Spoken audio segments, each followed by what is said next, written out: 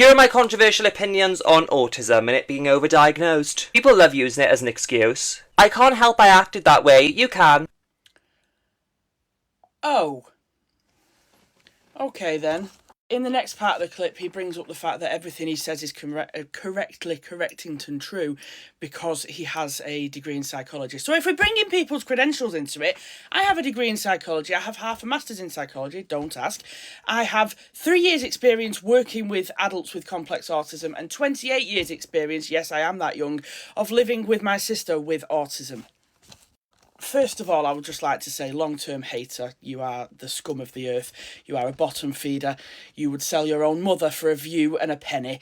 And I don't know why I answer to people like you, but I really severely must do on this occasion. Oh, also, I'm currently sat in my autistic sister's art studio. So I'm just going to show you a few reasons as to why she's better than you and more creative than you and more fantastic than you will ever be. Just bear with me one moment. This is her having an epileptic seizure. This is my mum. This is me over here. This is my stepfather. By the way, she has autism because she had brain damage from hitting heads with another lad when she was 7 years old. And she now has to have epileptic seizures and deal with autism and people like you, of course. More creative than you, more creative than you. More creative than you, more creative than you. There's another one somewhere. Where am I? Oh, yeah. More creative than you, just so you know. Anyway, to the serious parts.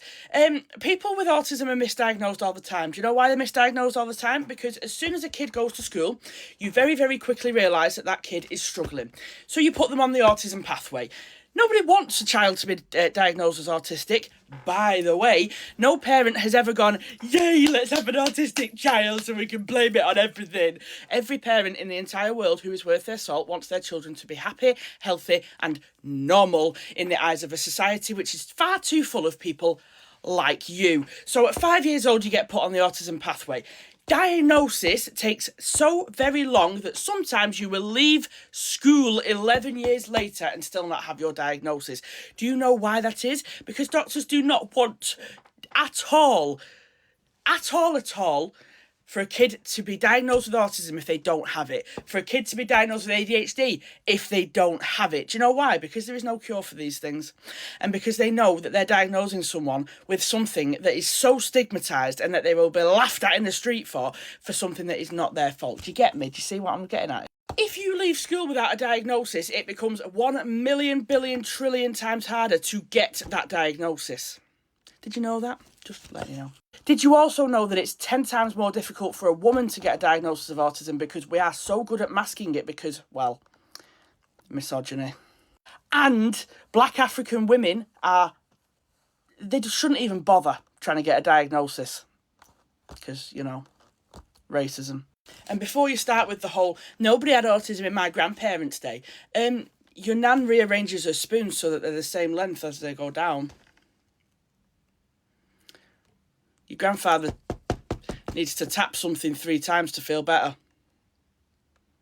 They weren't diagnosed because back then society was more full to the brim of people like you, who stigmatised and laughed at everything that they couldn't understand. Therefore, no diagnoses, you see. It's why I've just helped a 74-year-old friend of mine learn for the first time ever that he's dyslexic. Because guess what? In the 50s and 60s, they didn't care if you couldn't read. They just called you stupid. To say you have a degree in psychology without understanding that you can look at a literal brain map of someone with autism/ADHD and see very clearly with 20/20 vision the differences is a little bit stupid to people who actually have a psychology degree and people who actually paid attention when they were there.